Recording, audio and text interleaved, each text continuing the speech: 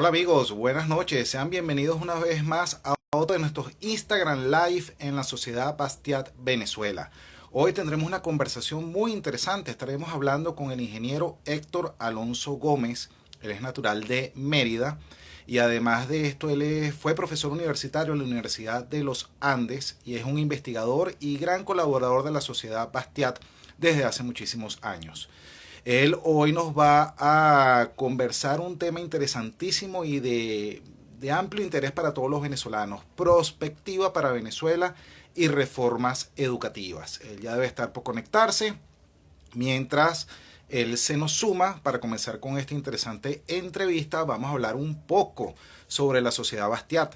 Recordemos que la Sociedad Bastiat en su capítulo Venezuela inició sus trabajos a partir de finales del año 2015. Ya vamos para nuestro sexto aniversario y desde ese entonces hemos promovido las ideas que hacen progresar las sociedades. Ideas como libre mercado, gobiernos limitados, respeto a la propiedad privada, etcétera, etcétera. En fin, nuestro énfasis está en alcanzar una Venezuela libre, una Venezuela próspera, una Venezuela emprendedora.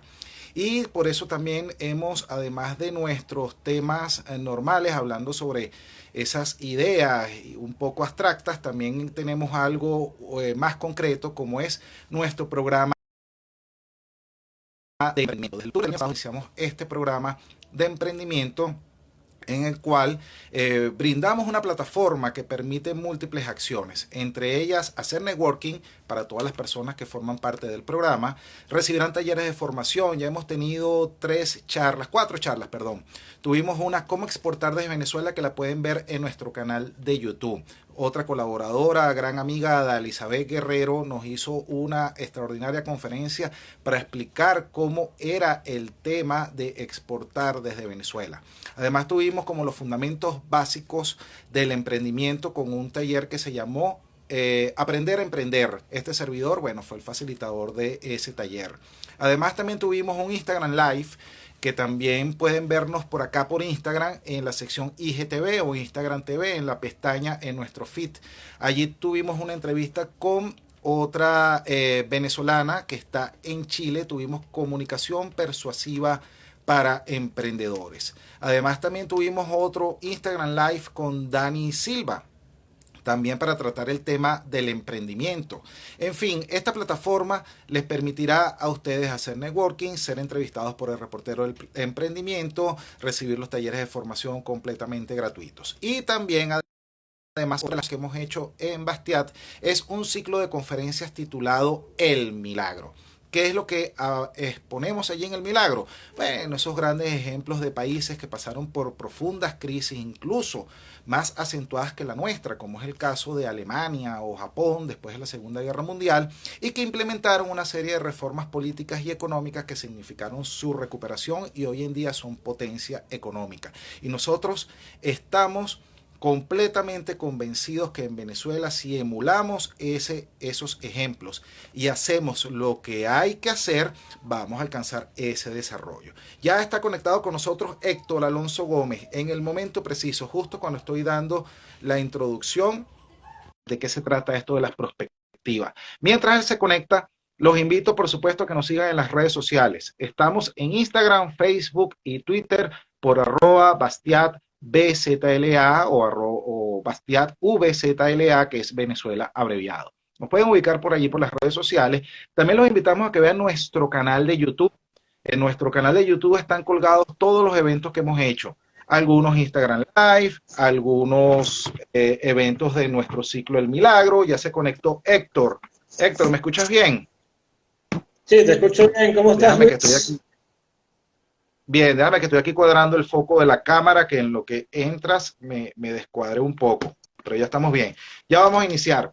Estoy ya nada más para terminar esta introducción y esta presentación de Héctor, invitando a la gente a que nos siga por el canal de YouTube, activen la campana de notificaciones para que el sistema les avise cuando colgamos material nuevo y además, por supuesto, suscríbanse al canal. Allí verán todos los capítulos del Ciclo de Milagro, no solamente los dos países que hablamos, como Japón y Alemania. También podrán ver Argentina cuando implementó su caja de conversión, que seguramente hoy vamos a hablar de algo parecido con Héctor. También hablamos de las reformas implementadas en Perú y en Chile, en Polonia y en la República de Georgia. Todo está ahí a disposición en nuestro canal de YouTube, así que están invitados. Y además de ello, si quieren apoyar nuestro trabajo a través de la plataforma Patreon con un sencillo aporte módico desde $1 mensual, pueden hacerlo a través de www.patreon.com/BastiatBCTLA. Ahora sí, Héctor. Bueno, Héctor, bienvenido. Héctor es un gran amigo. Héctor es un hermano, un gran colaborador de la Sociedad Bastiat desde sus inicios, siempre pendiente de nuestro trabajo y aportando en cada vez que él puede con sus conocimientos, con su trayectoria. Él ha sido mentor en temas de formación de emprendedores, de diseño de modelos de negocio, siempre está en esa movida emprendedora. Además, él es emprendedor nato también, aparte del conocimiento que tiene teórico, él lo aplica en la práctica y por supuesto también es un gran interesado en este tema de planes para el desarrollo del país. Bueno, Héctor, bienvenido. Como le dije, Héctor es ingeniero, él es de Mérida, fue profesor universitario en la Universidad de los Andes. Héctor, bienvenido. Cuéntanos un poco, háblanos 2, 3 minutos, un poco de ese background tuyo para que la gente entre en contexto, en qué estás desarrollado profesionalmente. Bueno, Luis, ¿cómo estás? Espero que también quienes nos escuchan estén bastante bien, los que tanto están en vivo como los que nos escucharán luego. Bueno, en primer lugar, quiero hablar un poco de lo que es la perspectiva, ¿no? Cuando estábamos definiendo el título de esta charla, surgió algunas polémicas, ¿no? En función de qué exactamente íbamos a hablar. Y lo voy a resumir con una poesía de Antonio Machado que siempre uso, que él dice que hay dos modos de conciencia. Una es luz y otra es paciencia. Una estriba en alumbrar un poquito el hondo del mar, y la otra en hacer penitencia con caña de red y esperar el pez como pescador. Dime tú cuál es mejor, conciencia de visionario, que mira en el hondo acuario peces vivos, fugitivos, que no se pueden pescar, o esa maldita faena de ir arrojando a la arena, muertos los peces del mar.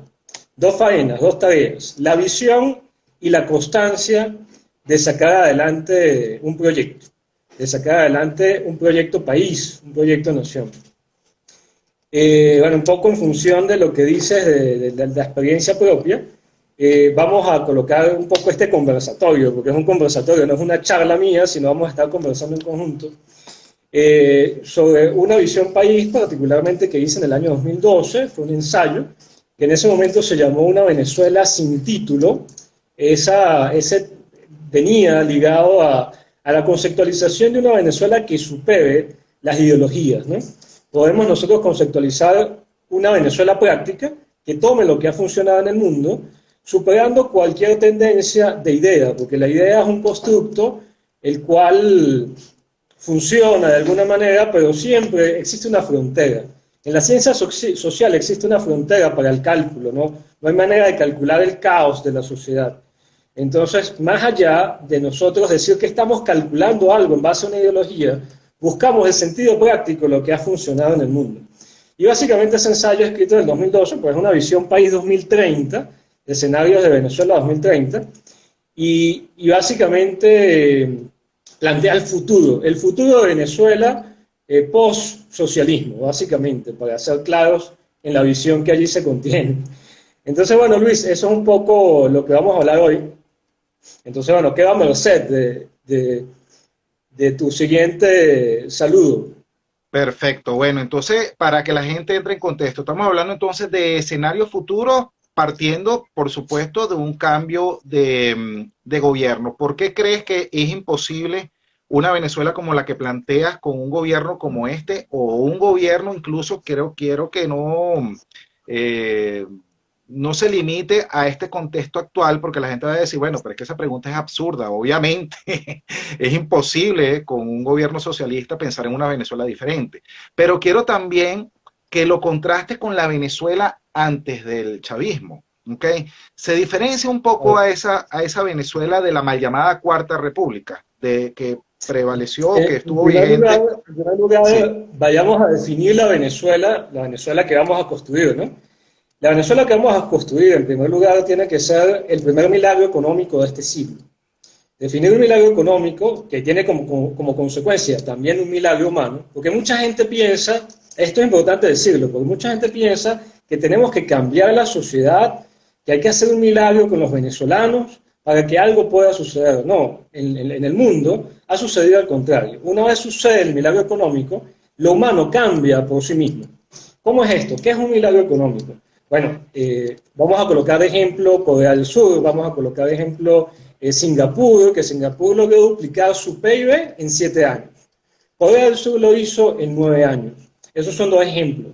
Podemos citar muchos más. Podemos citar Taiwán, que hay distintas discusiones en cuánto tiempo lo hizo, 7, 6 años, 8 años. Realmente a nivel oficial Singapur es el que lo ha hecho en menos tiempo. Taiwán porque tiene una característica particular de que no es reconocido como nación a nivel del mundo y por eso se nombra poco. Pero un milagro económico. Sin embargo, sin embargo, es parte de los llamados tigres asiáticos, ¿no? Que ya mencionaste a sí, Singapur, Taiwán, y también quedan por fuera que eran esas economías emergentes de la década de los 60, 70 del siglo pasado que se conocieron como los tigres asiáticos. Ahí está Hong Kong.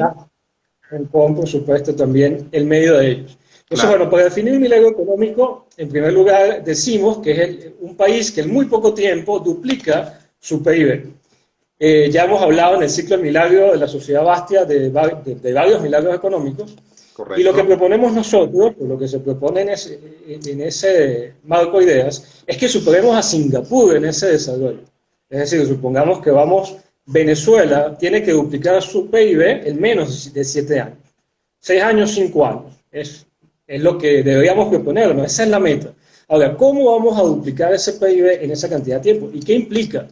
Bueno, en primer lugar implica, vamos a visualizar un poco lo que es Japón, lo que es Corea del Sur, lo que es Taiwán, lo que es Singapur. Primero son potencias tecnológicas. Pero las potencias tecnológicas vienen de algo muy particular, y ya Einstein lo decía hace 60 años. Decía que los imperios del futuro son justamente los imperios del conocimiento. Esos son los imperios del futuro, lo decía de una manera muy concreta. Y todas estas naciones tienen algo muy particular. Han configurado su sistema político, económico, social en torno a lo que ellos denominan la trilogía de la competitividad. La trilogía de la competitividad implica tú colocar un sistema político, económico, social para la libertad, ¿okay? Que respete el libre comercio, es lo que ha funcionado más allá de cualquier asunto ideológico. O sea, no quiero yo convencer a nadie que una ideología, no, vamos a convencernos por los resultados. Claro. Un sistema, en primer lugar, en segundo lugar, una gran visión país. Nada hacemos con un sistema si no tenemos una gran visión país en donde nos comamos el cuento.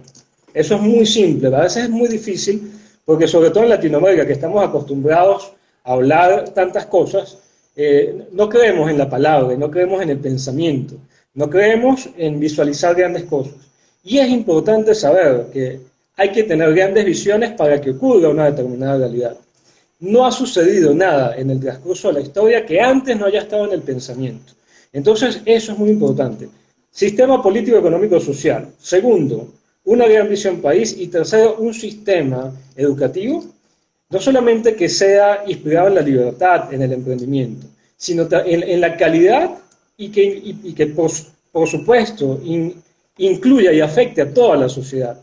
Cuando un político habla, cuando cualquiera se comunica, está educando. Y ellos lo han concebido de esa manera, que todo acto social es un acto de educación. Y es lo que llamamos un edusistema.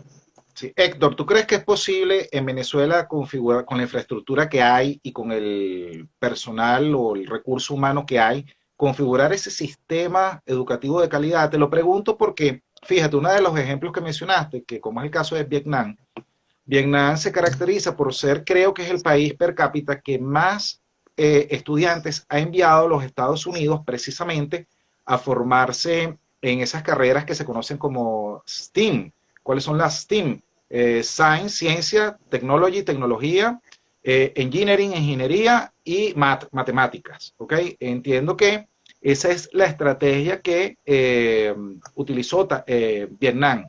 Y hoy en día es conocido como uno de esos nuevos tigres asiáticos, junto a otros países como por ejemplo Bangladesh, Myanmar, no recuerdo el otro. ¿Okay?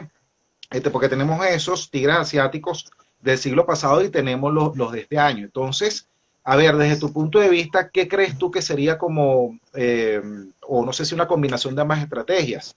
O formamos acá a esa infraestructura educativa o enviamos a la gente a estudiar afuera. De repente, como emular ese programa de becas Gran Mariscal de Ayacucho. No sé, ¿cómo crees tú que debería ser la estrategia? Bueno, fíjate algo respecto a lo que estás diciendo. La ciudad de Mérida, que es un ejemplo y es en donde estoy ubicado en este momento, llegó a ser hasta la primera década de este siglo, y eso no es un invento mío, eso está documentado en estudios internacionales, fue la ciudad de mayor producto de investigación per cápita de toda América Latina. ¿Okay? Hasta la primera década de este siglo, Mérida fue eso, porque Mérida particularmente, al menos la mitad de la población de la ciudad tiene que ver con la educación, bien sea educación en etapas primarias y secundarias o bien sea la universidad, que sabemos que tiene más de 50.000 estudiantes y es prácticamente propietaria de la mitad de las tierras de la ciudad. Eso nos dice mucho.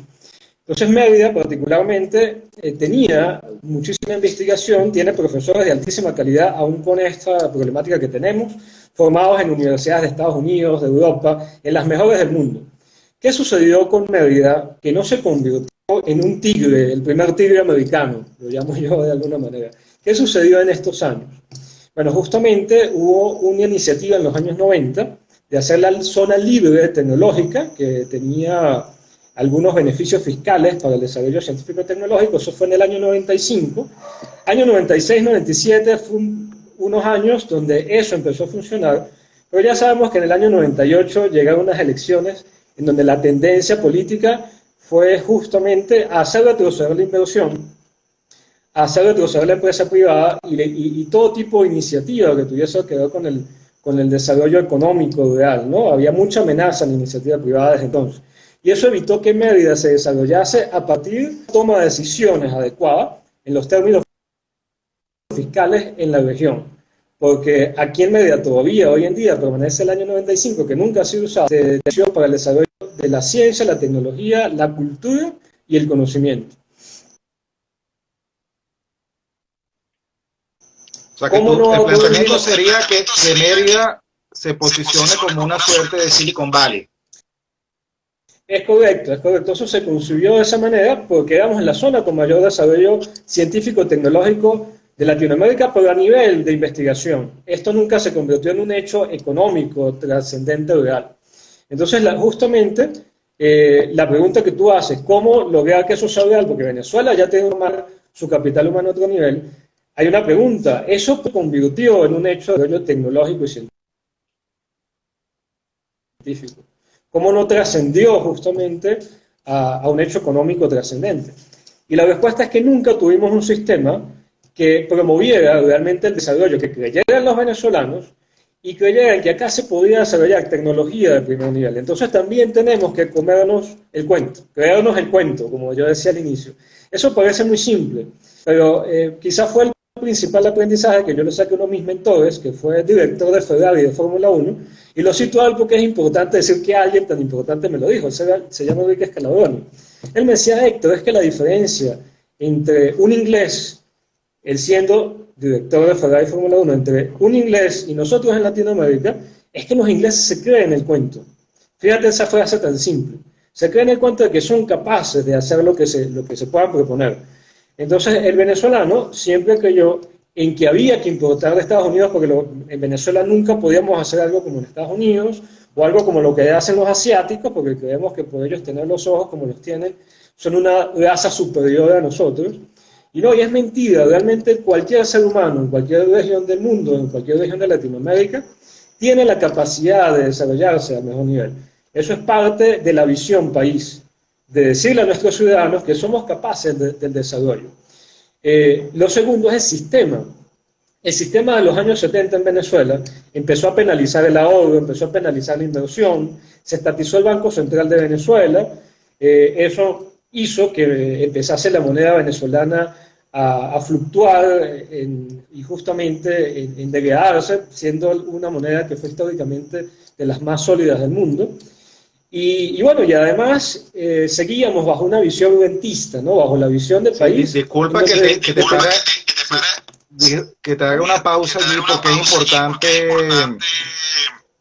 precisar algo para los que nos están escuchando.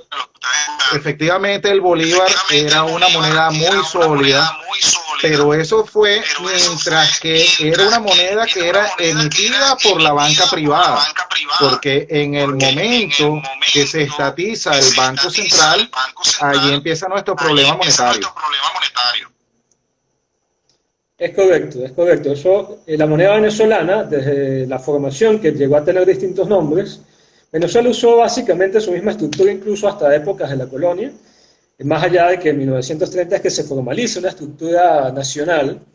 La usó hasta los años 40, que se semiestatiza el banco, el Estado venezolano forma a ser parte accionario del Banco Central de Venezuela, y luego en los años 70 sucede una estatización total, y esa estatización total pues hace que el gobierno de turno tenga a su disposición hacer con la moneda de todos los venezolanos lo que quiera.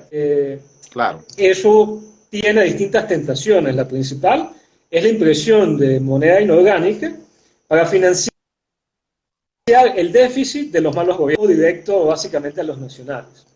Bueno, eso es una de las medidas equivocadas. La otra que sucedió en los años 70 fue la estatización del Banco Central de Venezuela, del petróleo venezolano, que fue una falsa nacionalización, porque si hubiese sido una nacionalización tipo Texas, en Texas se nacionaliza, se regionaliza la explotación, pero Texas hace algo muy particular, dice, de Texas no sale una sola gota de petróleo sin agregarle valor. Y además en todo desarrollo que suceda en territorio texano tienen que estar los texanos involucrados, pero tiene que explotarse, tiene que desarrollarse con capital de los texanos, y si quiere llegar a otro invertir, puede invertir, pero tiene que involucrarnos en ese proceso. Eso es una nacionalización brillante que hizo Texas hace bastantes años, porque ni siquiera para otros lados de Estados Unidos sale petróleo de Texas sin procesar, sale con valor agregado, sale hecho plástico, sale en productos secundarios. Venezuela no hizo eso. Venezuela hizo una falsa nacionalización, estatiza, compra unas empresas que incluso estaba por vencerse algunas concesiones años después, un grave error, y además no hace que se desarrolle realmente el sector a nivel financiero y a nivel de desarrollo de empresas sólidas que puedan convertirse en transnacionales, sino lo hace una empresa del Estado. Y al hacerlo una empresa del Estado, bueno, en primer lugar, otra tentación que tiene el gobierno es apropiarse de eso como una herramienta populista para que todo el sector productivo dependa de ello.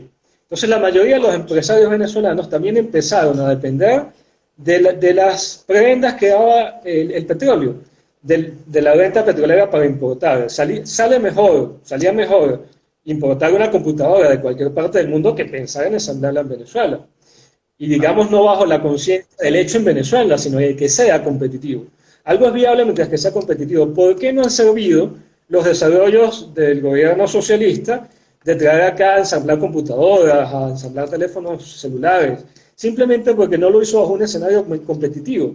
No solamente el hecho de que tú intentes desde el gobierno inyectar dinero para que algo suceda, no, es que las garantías de la competitividad estén dadas en el sistema. Eso es básicamente un poco los problemas que hemos tenido en todo este trayecto y por qué no han servido. Bien. Ya, disculpa un momento, perdón Héctor, para saludar a algunas de las personas que se han conectado. Por aquí tengo a Jaime Rosales, que nos saluda. Los retorno, Ángel. Por aquí nos dice Marco Sánchez, ya está la estructuración de Mérida de las ciudades tecnológicas. Ok, por aquí Marcos también habla de que exacto, cuando estabas comentando el tema de qué pasó con Mérida, ok. También él dice que se puede, que es posible. Eso era cuando estábamos hablando sobre hacer la reforma educativa con la infraestructura que tenemos instalada acá. Mira, Héctor, te voy a dejar una pregunta mientras yo sigo aquí con los saludos. Entonces, ¿qué tenemos que hacer con ese Banco Central? Algo así como la propuesta del argentino Javier Milei de desmontarlo. ¿Qué piensas tú que se puede hacer? Entonces, bueno, ¿qué tareas tendría? ¿O hacemos algo como lo que implementaron en Ecuador y El Salvador, que se dolarizaron, por ejemplo? ¿O crees que pudiésemos conservar la moneda nacional, pero de repente con un esquema tipo caja de conversión, como hizo Argentina en la década de los 90. ¿Cuál crees tú que pudiese ser la manera de o limitar al Banco Central o, como dice Javier Milei, el argentino, desmontarlo, eliminarlo? ¿Cómo crees tú que pudiésemos abordar ese tema monetario? Porque con este tema hiperinflacionario, mira, yo dudo mucho que podamos atraer al país, que la gente se permanezca, los venezolanos, que se atraiga gente de afuera, que tengamos de repente un proceso migratorio nuevo, que de repente nos oxigene con nuevos conocimientos, como pasaba antes, ¿ok? Que Venezuela era un país de puertas abiertas para europeos, para gente incluso latinoamericana. ¿Cómo crees tú que podemos entonces abordar ese tema monetario? Bueno, fíjate, Luis, muchas cosas se han escrito al respecto. De hecho, el padre de la dolarización de Ecuador, que es José Luis Cordeiro, que ojalá próximamente lo tengamos acá invitado, él escribió un libro en Ecuador que se llamó La Segunda Muerte del Sucre, y fue justamente necesaria, muy importante esa escritura que él hizo de ese libro para ese movimiento de transformación que tuvo Ecuador. De la mano justamente a ese escrito fue expulsado de Ecuador por Jamal, que fue el presidente del momento, y José Luis hizo de manera anecdótica una declaración ante los medios que dijo: Jamal me expulsará en este momento de Ecuador, pero quien lo va a expulsar a él es la dolarización, que va a tener que hacerla de manera obligatoria. Luego, en el mes de enero del año siguiente de su expulsión, tuvo que dolarizar y además fue depuesto por un golpe de Estado, por algún movimiento allí interno de Ecuador.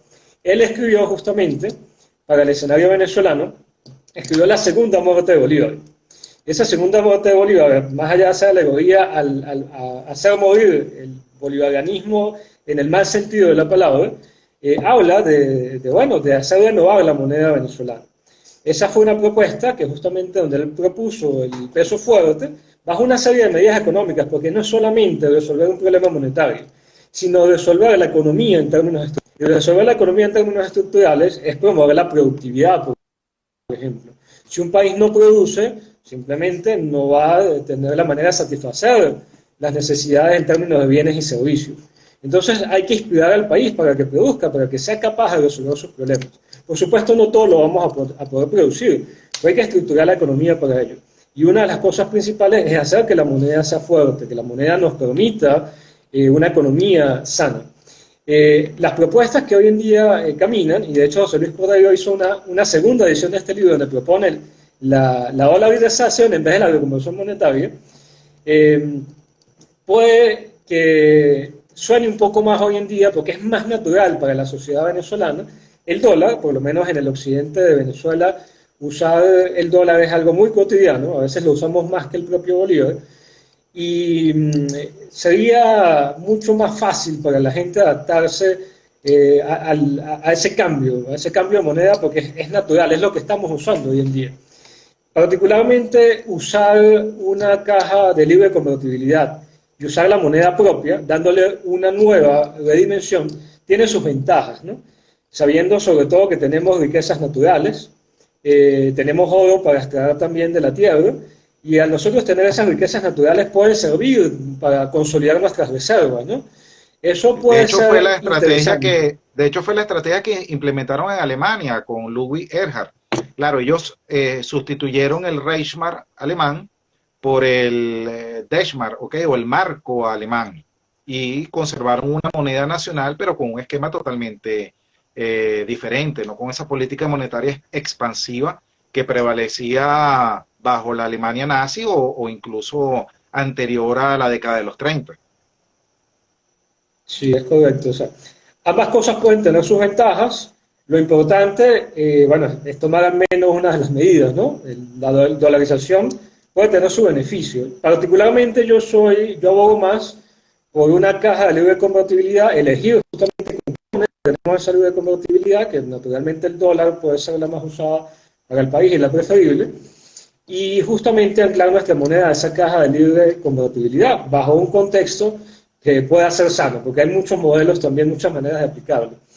Y, y justamente lo propongo porque el Bolívar pues tuvo su historia en términos de tiempo, de cantidad de tiempo, de estabilidad, puede decirse que fue la moneda que en la historia se mantuvo durante más tiempo estable. Más allá de decir que fue la más valiosa, porque nunca fue más valiosa que el dólar, pero sí llegó a recuperarse en algún momento por sobre el dólar. Más allá de eso, sí fue la más estable porque tuvo más de 100 años de estabilidad. Eso es increíble para cualquier moneda en el mundo. Entonces yo creo que sí sabemos cómo hacer las cosas. O sea, no es que el venezolano o el latinoamericano sea una raza inferior y no haya sabido antes cómo manejar su moneda, no. Durante tiempos menos modernos que ahora, donde incluso tenemos más doctores en economía en Venezuela, más universidades, manejamos justamente la moneda de mejor forma que ahora. Entonces sí podemos hacerlo, sí podemos hacerlo. Eso es algo importante de que la gente lo sepa, ¿no? Esa es mi ¿Y respuesta cómo, respecto a qué cómo, debemos hacer. bien, ¿y cómo podemos generar ese entorno? Porque para sostener la fortaleza de una moneda se requiere, y lo mencionabas al principio, incrementar los niveles de productividad para que esa moneda que esté circulando tenga respaldo, haya reservas internacionales, las exportaciones, por supuesto, se aumente. ¿Cómo sería ese entorno ideal para que se puedan atraer inversiones? ¿Cómo crees tú que podamos Bueno, convertir a Venezuela? Aunque también adelantaste algo cuando mencionaste, creo que sobre la reforma tributaria y un entorno también con impuestos bajos, o incluso se pudiese hablar también de, no sé si de zonas totalmente libres de impuestos como paraísos fiscales. ¿Cómo crees tú que pueden ser esas estrategias, Héctor? bueno, yo creo que para resumir esa pregunta podemos pasear, ¿no? Yo he pasado por las redes estos días 21 consideraciones que nacen justamente de esta reflexión, ¿no? Y podemos hacerle un paseo rápidamente a esas 21 reflexiones, porque eso que comenta justamente tiene que ver con el proyecto País Integral que tenemos que tomar, ¿no? El primero que yo indicaba justamente sobre ese contexto, y coloco en contexto el ensayo que escribí en aquel entonces, que tiene que ver con un análisis prospectivo, y cuando hablamos de perspectiva es importante algo. La perspectiva parte de un estudio técnico-científico de los escenarios futuros. Es decir, no es ponernos a adivinar el futuro al azar. Digamos, Héctor tiene una bola de cristal aquí en la mesa y quiere adivinar el futuro al azar y lo dibuja con un poco de verborrea allí diciendo cosas. No, no, eso no es.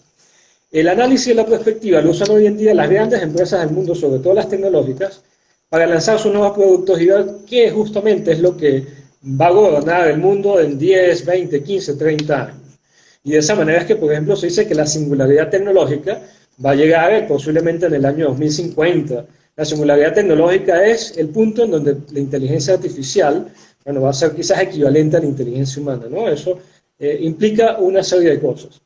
Entonces, bueno, bajo ese escenario de la perspectiva, que implica una serie de métodos técnicos, estadísticos, entre otras cosas, se hace una serie de análisis y tú evalúas los escenarios futuros, unos escenarios que tú llamas los futurables. Y en esos escenarios futuros, tú por estadísticas, determinas cuáles son los más probables. Por supuesto, en medio de esos más probables hay escenarios demasiado tétricos, que tú dices, oye, tengo los escenarios muy malos y los escenarios que pueden ser buenos. Y en ese escenario de planificación estratégica, tú tienes también tu proyecto. Entonces tú dices, ajá, en esos escenarios futuros hay una brecha de diferencia entre lo que puede pasar y lo que yo quiero que pase. Esa brecha, ¿cómo yo la puedo eliminar? Esa es la perspectiva, de eso se encarga la perspectiva. Y es un estudio, como te digo, técnico-científico. A partir de eso, justamente fue escrito este ensayo que comentamos y está esta serie de propuestas que hacemos acá. Por supuesto, en medio de un socialismo tan recio como tenemos en Venezuela, que ayer fue publicado el índice de democracia a nivel mundial, Venezuela aparece detrás de Cuba, justamente en el índice democrático, ¿no? Y esto es alarmante, estamos detrás de Cuba, de Haití, después que en el año, hoy que es el 4F, que cumplimos varios años de la primera intentona que tuvo justamente el poder militar por medio de Chávez, que nos ingresó en Fecha esta... fatídica para fecha fatídica para la historia de Venezuela. Eso debería hasta Exactamente. considerarse en la perspectiva futuro, eliminar esta fecha Es del correcto. calendario. Es correcto. Entonces, en medio de ese escenario, que por algo estamos hablando hoy acá de futuro, para, para transformar esa visión en un día como hoy, justamente en ese momento éramos una referencia a la democracia en Latinoamérica y en el mundo, de hecho. Y hoy en día estamos detrás de Haití y Cuba, que son muestra de miseria a nivel mundial. ¿Cómo partimos de esta realidad actual ahora a transformar Venezuela en un país primermundista y que sea el primer milagro de este siglo? ¿Cómo lo vamos a hacer? Por supuesto, tenemos que aterrizar a la realidad. Mientras que tú intentabas llamarme al inicio, aquí en Mérida se había ido la electricidad, una parte increíble. Yo estaba de lugar en lugar, terminé en la casa de un amigo, acá está en la casa de un amigo, porque había ido a una nueva oficina que estamos intentando inaugurar y se fue a la luz allí también, imagínate. Y en medio de esta realidad que nos da tierra, ¿cómo vamos a pensar en el futuro? Bueno, por medio del análisis de la perspectiva. Entonces, esas 22 consideraciones voy a leerlas acá. La primera es construir unas ciudades que sean símbolos justamente de ese nuevo inicio, ¿no? Y extirpar esas barriadas que tenemos, que son símbolos de pobreza. Petare es la segunda barriada de Latinoamérica, la segunda más grande del mundo, donde ha sido símbolo también de que llegamos a ser el país más violento del mundo, ¿no? Y eso tenemos que transformarlo. Y lo transformamos justamente transformando en donde vive la gente. Porque la gente aprende de lo que tiene alrededor. Y tenemos que darle ciudades bellas para construir hombres libres de alguna manera, ¿no? Eso es una de las consideraciones. Forjar una unidad nacional multicultural. Porque en Venezuela, en este periodo, hemos... bueno, el señor Guerrero, que es un filósofo muy conocido, tiene una tesis de nuestra crisis de identidad, ¿no? Y esa crisis de identidad es que nosotros conviven, el latinoamericano convive tres identidades en conflicto. Una es justamente la Europa segunda, ¿no? Esta de la ciencia, la tecnología, el conocimiento. Otra es justamente la Europa justamente del catolicismo, de la que conquistó América en su momento, ¿no? Y otra es la del salvaje latinoamericano, el esclavo, los africanos que trajeron justamente para esclavizarnos. Hace un siglo aproximadamente regalaban en el Hotel Internacional de la Argentina, por ahí podrías grabar un aviso, donde decía: pasa por el Hotel Internacional a recoger tu esclavo, ¿no? Son buenos para mandados, son buenos para cualquier cosa. Entonces, imagínate, eso todavía, quizás yo hubiese nacido hace un siglo y hubiese sido un esclavo, posiblemente, qué sé yo. Entonces, eso convive en nosotros, de alguna manera, nuestra identidad en conflicto. ¿Qué somos nosotros? Esos aborígenes que dominaron el Caribe, somos esa Europa segunda, con nuestros doctorados en nuestras universidades, o somos esa cultura conservadora y también conflictiva que conquistó América. ¿Qué somos nosotros? Entonces justamente tenemos que aprender, más en un país como Venezuela, en donde la mitad del país prácticamente viene de Portugal, de Alemania, de España, de Colombia. Mi familia viene de Colombia particularmente, y en Venezuela creo que hay más de 6 millones de descendientes de colombianos, y tenemos 30 millones de habitantes, imagínense. Entonces, básicamente eso es trascendente, un país multicultural. Por supuesto, la tercera condición es la eliminación del Banco Central, que ya hablamos bastante de eso. Cuarta, tener una gran visión, una gran meta y clara meta a corto plazo. ¿Cuál? La de ser un milagro económico, creer que lo podemos lograr. La quinta. Por una pregunta, porque para eso disculpa que te ataje, Héctor, pero para eso, para transmitir esa visión, eso parte de que alguien en política tenga una visión como de estadista. ¿Tú crees que haya alguien en el escenario político venezolano, que no me digas nombres, nada más dime sí o no, porque en la sociedad Bastián no podemos hacer proselitismo político, pero tú sí crees que puede haber esa visión de estadista dentro por lo menos de los políticos que suenan? Mira, eso es parte de cómo lo vamos a llevar a cabo, ¿no? Te adelantas un poco a los pasos, pero algo importante es que estamos hechos para la disuasión, ¿no? Yo uso mucho esa palabra porque justamente la realidad tiene que ser disuadida constantemente. En eso nos ganan un poco con el método marxista, porque el método marxista lo entendió muy bien cómo funciona el poder y por qué la educación es muy importante para el poder. La disuasión es justamente involucrarnos nosotros en todo movimiento político habido y por haber, y eso es algún intento que hace la sociedad Baste también, para intentar justamente iluminar de ideas de libertad, de ideas renovadoras, de ideas de futuro, de una visión diferente a la sociedad. Entonces yo creo que esa pregunta, la respuesta está en nosotros mismos, en los que escuchan y en nosotros que estamos acá conversando, ¿no? Sí existe la intención, pero una cosa es la intención y otra cosa es la viabilidad, porque de eso es lo que tenemos que llenar las visiones, ¿no? De viabilidad. Y hay naturalmente muchos sesgos en la cotidianidad política de de los que están a la cabeza de los partidos, a la cabeza de los movimientos más importantes de lo político, para no decir tu nombre, como indicas, aunque ojalá los invitemos acá y los contrastemos.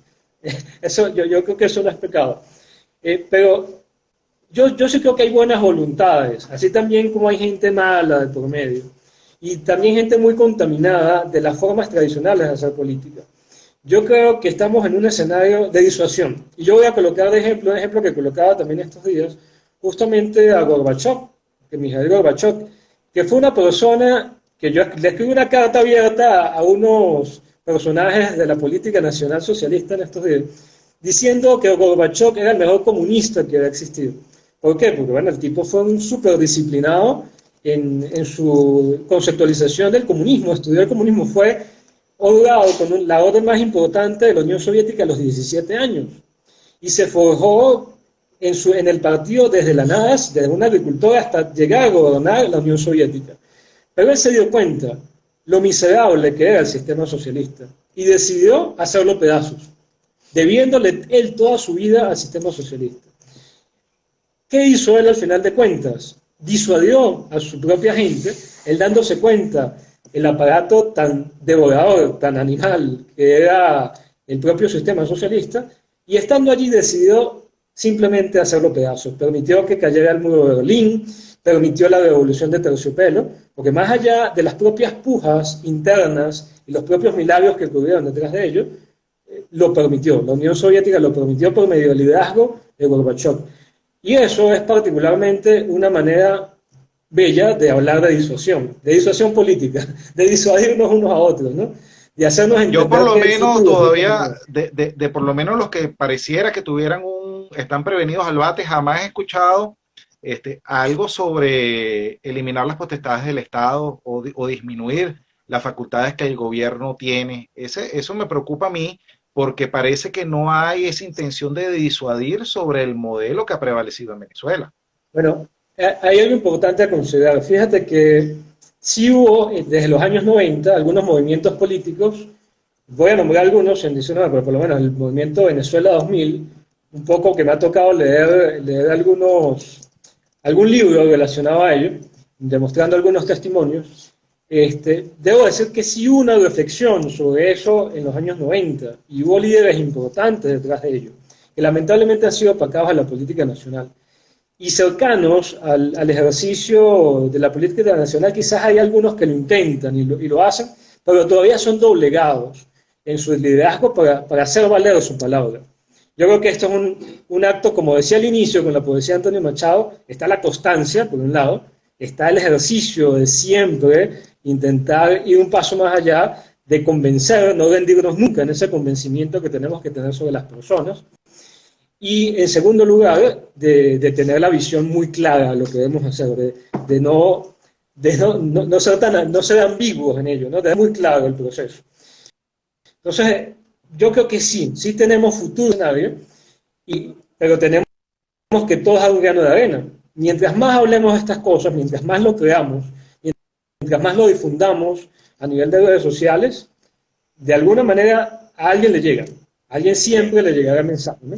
Bien, Héctor, yo te voy a pedir, la conversación está muy interesante, pero a veces Instagram tiene un problema que cuando te extiendes mucho en una entrevista, entonces no te permite condensarlo ni publicarlo, y esto es un material muy valioso que tiene que estar allí a disposición.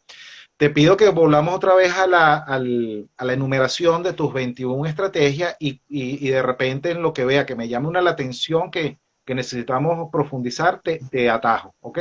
Sigue adelante, creo que nos quedamos en la 6. Ok, bueno, fíjate, el punto 5 es la de formar paraísos fiscales, ¿no? En territorio nacional. Imagínense que colocamos Margarita como impuesto cero. Margarita, el nuevo Hong Kong del mundo. Es más, Hong Kong cobra algo de impuestos, según algunas cosas no cobremos nada de impuestos porque no nos hace falta los impuestos de la gente rica. No importa que ellos tengan el dinero que tengan, pero que vengan a Venezuela, que traigan su dinero a bancos venezolanos que no les queremos cobrar impuestos, con la condición de que inviertan al menos el 10% de su riqueza, el 20% de su riqueza en negocios en Venezuela. Eso puede ser bastante razonable porque traería millonarias inversiones, ¿no? Esa es una manera de la respuesta que me hiciste antes de empezar a enumerar. 6. Generar un nuevo modelo de industrias de la actualmente estatizada. Bueno, fíjate que este gobierno incluso ya está estatizando CanTV, estatizando una cantidad de empresas. Esto fue escrito en el 2012, fíjense ustedes. Y bueno, naturalmente privatizar de manera total las industrias estratégicas, porque tienen que funcionar naturalmente. Y la única manera de que funcione es que esté en manos de gente que le duela lo que está invirtiendo. Por Y eso supuesto. tiene que estar obligatoriamente en El, manos privadas. el ojo del amo es el que engorda el ganado. Y Es nadie correcto. cuida la plata ajena como la propia. Eso es así. Y coloco un ejemplo. Para estatizar el 23% de CanTV se pagó 1.300 millones de dólares. Hoy en día la quieren vender toda la empresa, el 100% en 500 millones. Para tú valorar justamente el 23% de la empresa en 1.300 millones es porque la empresa valía alrededor de 5.000 millones de dólares. Y se va a vender en 500 millones de dólares porque no sirve para nada. Claro. Entonces, ¿fue bueno o fue malo la estatización? Naturalmente estamos perdiendo como ciudadanos 4.500 millones de dólares del bolsillo. Eso responde a muchas cosas y sigo con la enumeración. Eh, la 7. Y dice, lo titulo yo, privatizar esta propuesta, por supuesto. Desranchificar Venezuela, más allá de la construcción de las ciudades, que lo dije al inicio. Eliminar por completo la subcultura de barrio. ¿Ok? Tenemos que ser un país desarrollado, con ciudades hermosas, como dice al inicio. 8. Privatizar las escuelas, colegios, liceos y educación universitaria, al estilo de Suecia. Suecia es un país que siguió las propuestas de Milton Friedman y Gary Becker, que fue básicamente usar vouchers o cheques educativos, en donde el Estado le garantiza la educación a todo el mundo, por medio de un cheque. ¿Okay? Todo el mundo tiene garantizada la educación, pero todas las instituciones están privadas y la educación es un gran negocio. Y por ser gran negocio, todo el mundo se preocupa porque lo elijan, que yo sea la mejor empresa educativa para que me elijan. Y eso ha hecho de Suecia de las mejores educaciones del mundo. Hacer del turismo las principales fuentes de ingreso del país. Países como España tienen más ingresos que por turismo que Venezuela por petróleo. Aun cuando produjésemos 5 millones de barriles al año, España gana más por turismo que nosotros, por petróleo. Entonces, es un negocio muy interesante a explotar y tenemos una gran cantidad de cosas para hacerlo. Implica seguridad, por Y supuesto. menos volátil, porque el tema de depender de un mercado como el petrolero, que tiene esos vaivenes, bueno, te descalabra el presupuesto, porque el mercado es muy volátil. En cambio, el turismo con una buena infraestructura y un buen, por lo menos los ingresos van a ser más permanentes. Es correcto. La número 10, declararle la guerra a la delincuencia. No puede existir delincuencia en Venezuela, la guerra a la delincuencia. ¿Ok? Simplemente tenemos que extirparla. Podemos seguir el ejemplo de Singapur. Yo no soy muy amigo de las medidas que mantiene Singapur en cuanto a las libertades. Soy mucho más amigo de un país mucho más abierto y amplio. Pero en una etapa de transición tenemos que quitarnos la hipocresía, hay que extirpar la delincuencia. No es posible que hayan 200.000 asesinos sueltos en Venezuela que han matado en el transcurso de 20 años aproximadamente 500.000 personas por violencia y que no hagamos nada por ello. ¿Qué valen más esos 500.000 venezolanos que fallecieron o esos 200.000 delincuentes que son capaces de seguir asesinando venezolanos? Y en este momento, además, hemos sido exportadores de esos delincuentes que están en este momento, bueno, también asesinando a gente en el resto de Latinoamérica. Y lamentablemente tenemos que asumir esa responsabilidad de extirparlo. El número 11, reducir la relevancia del Estado militar. En los años, entre los mismos años que Estados Unidos llegó a la Luna, que ese plan salió 25.000 millones de dólares, Venezuela invirtió ese equivalente en poder militar y nosotros no tenemos ningún militar caminando en la Luna. Tenemos son militares que nos gobernaron y nos sometieron. El número 12, formar un programa de capital de riesgo, de apoyo al emprendimiento tecnológico. Capital de riesgo es dispuesto a perderlo. Imagínate tú que inviertas 50 millones de dólares solamente en una ciudad como la ciudad de Madrid. 50 millones de dólares alcanza para tú incubar 1.000 empresas tecnológicas.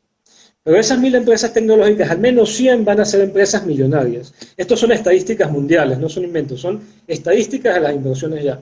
900 no van a servir quizás para mucho, a lo mejor para un mantenimiento convencional, algunas fracasarán, otras se mantendrán en medianas empresas, pero al menos 100 se van a convertir en empresas millonarias. Y empresas millonarias es capaz de generar más de $1 millón al año. Si tú tienes 100 empresas capaces de generar más de $1 millón al año, entonces tienes al menos $100 millones de ingresos. Y tu inversión fue de $50 millones. Esto es un modelo que ha seguido Chile, por ejemplo, por medio de Startup Chile, entre otras naciones desarrolladas como Taiwán, Corea del Sur, Japón. Bueno, es simplemente eso, confiar en que somos capaces de desarrollar tecnología. Justamente el número 13, culminar las vías férreas iniciadas. Iniciamos un poco proyectos de vías férreas que ninguna justamente funcionó. Eso implica también, vamos a construir al menos un aeropuerto hub en Venezuela, que está muy de moda, y vamos también a reactivar las vías fluviales. Nosotros tenemos unas autopistas fluviales, que nuestro compañero de Bastia, Edwin Pérez, lo explica muy bien, que nosotros, para Colombia pudiese ser más negocio sacar mercancías por ríos navegables de Venezuela que por la propia Colombia. Y eso puede ser algo impresionante a nivel de las riquezas que nos pueden generar internamente. Del departamento del norte de Santander es más viable sacar e importar hacia o tener Venezuela como tránsito para que la mercancía se vaya, por ejemplo, desde Táchira por una vía férrea hasta que llegue al sur del lago, y en el sur del lago puede haber un puerto de despacho para la mercancía colombiana, y Venezuela allí puede aprovecharse de todo lo que se requiere para ese proceso logístico. Es correcto, es correcto. Y seguimos con el número 14, desmontar toda estructura legal venezolana. Nosotros sufrimos en legalitis aguda, una enfermedad que es la enfermedad Caribe. Somos uno de los 3 países del mundo que más transformaciones han tenido a su constitución. República Dominicana, Haití y Venezuela. Y los 3 hemos sido símbolo de miseria y de pobreza en algún momento. Entonces la pregunta es, ¿la ley es la solución? ¿El exceso de ley? No. La justicia es antes que la ley. Necesitamos leyes simples, leyes buenas, y simplemente llenarnos de justicia antes que ese ejercicio legal a ver, de nada sirve ir a un tribunal si la sociedad no está capacitada para hacer justicia. Alguien me preguntaba en estos días sobre la violación, ¿qué teníamos que hacer con los violadores? Que si teníamos que aplicarle, bueno, extirparle los genitales o algún asunto así. Yo decía, bueno, pues es que ya va, la justicia es que no exista la violación, que no se viole a ninguna mujer, eso sería la justicia. La ley ayuda luego a hacer justicia en el caso de que suceda, pero debería ser el fin último, ¿no?, de ese proceso de justicia. La justicia empieza mucho antes, y empieza con la educación, que es un tema central particular de este tema. Número 15.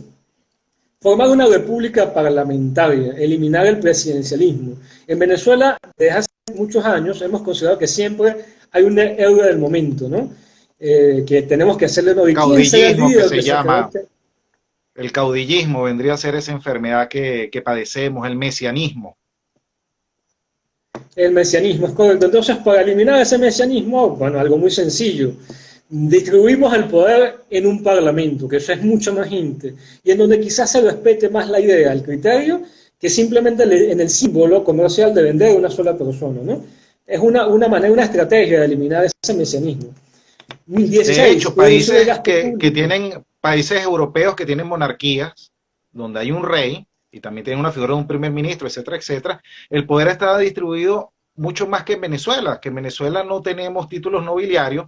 Aquí el presidente de la República es jefe de Estado, jefe de gobierno, comandante en jefe de la Fuerza Armada, y además de esto, administrador de la Hacienda Pública Nacional.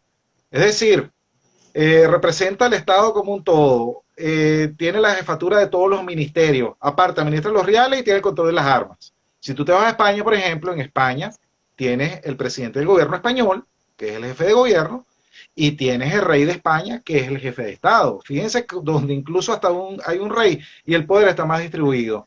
Si te vas a Inglaterra, donde está la sempiterna reina Isabel, que tiene no sé cuántos años allí, ¿ok? Pero tiene un primer ministro que ejerce la jefatura de gobierno, y la reina de Inglaterra simplemente es la jefa de Estado. Aquí en Venezuela, bueno, mira, no, esa presidencia más bien parece bonapartista, por ponerle un nombre, para tratar de describir la enorme y perniciosa concentración de poderes que tiene el presidente de la República de Venezuela. Bueno, y en general en Latinoamérica. Parece más a veces el Miss Venezuela, ¿no? También, hablando un poco más en términos de gracia de lo que parece. Bueno, sí. Podemos seguir con los puntos. Sí, sí, adelante. Gasto público.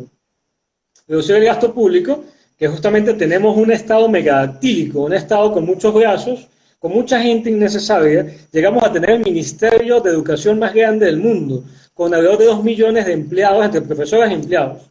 Y me atrevo a decir que más de la mitad es administrativo. Dime qué hace esa mitad, esa cantidad de gente, 2 millones de personas en el Ministerio de Educación, con una educación que en los años 90, a nivel de primaria y secundaria, que estaba al nivel de los países africanos en guerra. Haciendo el paréntesis que la educación universitaria sí permanecía en un alto nivel. Más allá de la incapacidad de profesores era la estructura burocrática que limitaba justamente la iniciativa y no prioriza al profesor como en una posición importante, ¿no? Pero es un ejemplo de un ministerio que tenía 2 millones de personas a nivel de empleados, sin contar el restante, que creo que llegamos a los de 5 millones. Tenemos que reducir eso drásticamente. Bueno, otra cosa importante de la visión es erradicar la pobreza y la lástima de la visión país. Y esto es trascendente. Fíjate que Estados Unidos ha dado 1.200 millones de dólares en ayuda humanitaria, que si se hubiese invertido en productividad, estuviésemos siendo hoy quizás el milagro económico del que estamos hablando, ¿no? Porque con eso hubiésemos formado, por 1.200 millones de dólares, tú hubieses intentado formar, ya te digo, alrededor de unas 10.000 empresas tecnológicas, 10.000 empresas tecnológicas, que te pueden estar generando, por estadística, más de 1.000 millones de ganancias al año. Entonces, ¿qué era preferible con esa ayuda humanitaria? Ayudar a la gente, que si la gente está mal, o invertir en productividad, que puede generar riqueza y puede sacar a gente adelante de manera más trascendente. ¿Por qué deciden en ayuda humanitaria? Porque a nivel corporativo, de publicidad, de marketing, de todos los venezolanos, nos vamos a enfocar en la lástima, en dar lástima. Eso está mal. Está mal y tenemos que trascender a esa visión del barrio más grande del mundo que tenemos en Venezuela y trascender justamente a la gente más capaz de esta región, ¿no? A otro concepto. Vamos por el número 18. Deben existir fondos de pensiones que realmente generen riqueza para quienes invierten.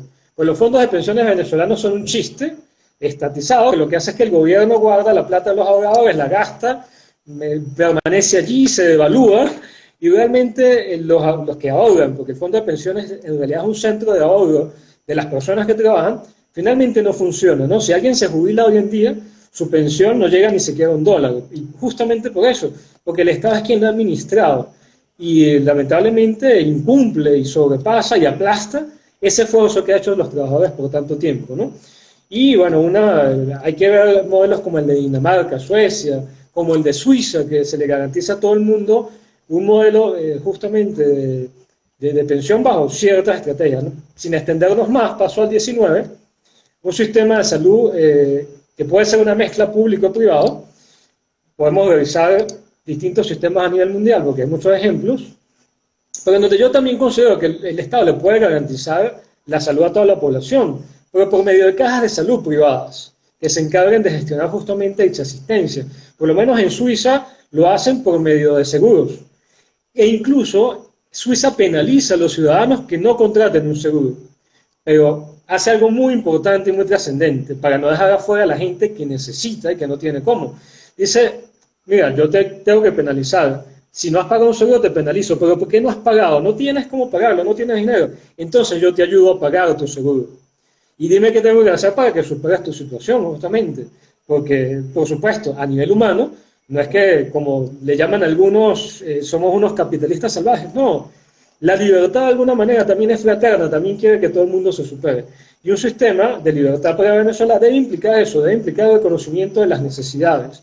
Y cómo en conjunto las vamos a superar, ¿no? Básicamente, pero buscando sistemas inteligentes que promuevan que la gente asegure su metro cuadrado, porque la gente por sí misma tiene que hacerlo. Como número 20, algo que hablamos al inicio, mantener una visión país inspiradora, pensar en grande y obrar en grande. Todo individuo en cualquier lugar del mundo tiene la capacidad de obrar en grande. No existe una raza superior a otra en ningún lugar del mundo. Hay algunos análisis científicos que pueden decir que sí, que algunos lóbulos de la parte cerebral en algunas razas son un poquito más que otras, pero en realidad no existe un balance objetivo que te determine eso. Y tanto es así que en todas partes del mundo han nacido genios. Hay genios en todas partes del mundo, así que eso no es limitante. Por supuesto, los genios se tienden a los países más libres. Estados Unidos es Estados Unidos no porque allí nacen... Es la decisión más inteligente que hay. Sino que Estados Unidos recibe a la mayoría de los genios, los invita a ir para allá. Como número 21, y último punto de esta conversación, es que es falso que debemos vivir varias generaciones para ver un milagro en Venezuela. No hagamos caso a esa mediocridad. Nosotros, a nivel de los que nos metemos en los temas económicos, le llamamos a eso gradualismo, ¿no? De personas que se meten en una novela de que hay que cambiar primero la sociedad para que cambie Venezuela, que eso es muy difícil, que vamos a pasar unas 5 generaciones para que el venezolano aprenda. No, no, ya va. La historia lo ha demostrado. En todos los países que se toman las medidas adecuadas, en una generación la nación cambia. No hace falta más que eso. El sistema de alguna manera educa. Cuando tú planteas un sistema de libertad, estructuralmente el sistema te condiciona, el sistema te dirige a ser productivo, el sistema te dirige a resolver tu metro cuadrado, y el sistema te dirige a justamente ser honesto, a generar valor de cualquier manera en tu actuación ciudadana. Por supuesto, eso está lleno de un sistema de educación que es parte del tema, y lo voy a terminar de complementar, de que fíjense que en Venezuela hemos tenido un esfuerzo histórico en lo educativo, porque voy a citar en primer lugar a Antonio Guzmán Blanco, fue el primer presidente del mundo que en algún momento decretó que la educación fuese universal y además fuese libre de ideologías. Eso lo discutían en Francia en algún punto, es decir, que fuese una educación laica, libre de cualquier religión e ideología, para darle paso justamente a lo central, que es el descubrimiento del hombre, su conocimiento, y en consecuencia el hombre decida. Eso, el primero que lo hizo fue Guzmán Blanco, y de hecho fue el primer presidente del mundo que le dedicó tanto presupuesto a la educación. Falló quizás en distintas conceptualizaciones, pero hizo su esfuerzo. Luego tuvimos en los años 40 al ministro Rafael Vegas, que fue un ministro súper brillante de educación, era un psiquiatra que se doctoró en Francia, y él fundó un colegio que fue el Santiago León de Caracas. Y él tenía algo particular, que eso en ese momento en el mundo en ninguna parte sucedía. Él contrató a las personas más brillantes de la cotidianidad venezolana, a los mejores artistas, a los mejores músicos, y los contrató para que educasen a los niños. Él hizo a la gente más destacada para educar a los niños, porque él decía, si alguien necesita tener un buen profesor, no es el universitario, es el niño, porque es donde justamente está a nivel psicológico, social, todo, a nivel psiquiátrico, el fundamento de toda su vida. Eso ya lo conseguía en los años 40. Luego en los años 70 había algunos estudios en Rusia, había algunos estudios en varias partes del mundo, pero hubo un venezolano que también se atrevió a pensar, y fue Luis Alberto Machado. Luis Alberto Machado escribió un libro que se llamó La Revolución de la Inteligencia, y fue un libro paradigmático en su tiempo, porque a partir de eso incluso se inspiraron varios premios Nobel. Hay varios premios Nobel que le agradecen a este venezolano porque inspiró estudios de neurociencia. Quizás este estudio es un poco poético, un poco visionario, es una visión, no es un estudio científico, médico, neurocientífico que se fue al cerebro a estudiarlo. Pero él ya empezaba a hablar en ese escrito de inteligencias múltiples, que algunos se lo achacan a Gardner, que como está en Estados Unidos es más fácil que suene a nivel mundial, esa conceptualización. Pero ya Luis Alberto Machado en su escrito hablaba un poco de que el cerebro podía hacer distintas cosas y existían distintas maneras de conseguir la inteligencia. Y Luis Alberto Machado dejó para la humanidad una frase que decía: cualquier ser humano en cualquier parte del mundo puede ser inteligente. Y esa es la nueva revolución del mundo. Una educación para la inteligencia. Luego, en un gobierno siguiente, les nombró el primer ministro de inteligencia del mundo. Muchos se burlaron de eso, pero adivinen qué país fue el primero que copió ese ministerio de inteligencia. El primer país que lo copió fue Japón. Luego, además es que Japón usa a Luis Alberto Machado de asesor de su sistema educativo, que es el que usa actualmente, y fue ideado por un venezolano. Igualmente, luego lo invitó Singapur, luego lo invitó China, incluso China lo propuso al Premio Nobel de la Paz, por cierto. Y el ministro de Educación chino hizo una frase muy particular.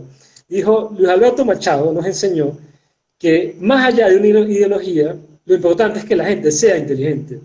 Fíjense que eso lo dijo el ministro de Educación chino, que eso es bastante trascendente para el humano. Y con esa frase lo propuso del Premio Nobel de la Paz. Entonces, en Venezuela sí ha habido gente que ha concebido la educación de una manera trascendente. Ojo, además también Luis Alberto Machado asesoró a Israel en su sistema educativo. Y eso es importante decirlo, porque Israel también es un ejemplo brillante de lo educativo. Entonces sí sabemos cómo hacerlo. Incluso hay una camada venezolana que nos conocimos a lo de Alberto Machado, tenemos una conceptualización de lo educativo, de cómo hacerlo. E incluso él mismo formó a distintos asesores a nivel mundial que han asesorado a Finlandia, que han asesorado a todos los países nórdicos. Es decir, ese movimiento empezó en Venezuela. Ese Pero no te movimiento de esas adelantes estrellas mucho, ejecutivas. Héctor, porque recuerda que tú estás comprometido también a que a futuro, este es uno de nuestros planes y quiero anunciárselo a las personas que nos están oyendo en vivo y que van a ver el video a destiempo, que también en la sociedad Bastiat, además del tema económico y de las reformas políticas y económicas que se requieren, vamos a darle también bastante a este tema de la educación y las reformas educativas. Y precisamente vamos a aprovechar la disposición de Héctor para que trabajemos en torno a eso y sigamos el desarrollo de ese tema que comenzamos el año pasado.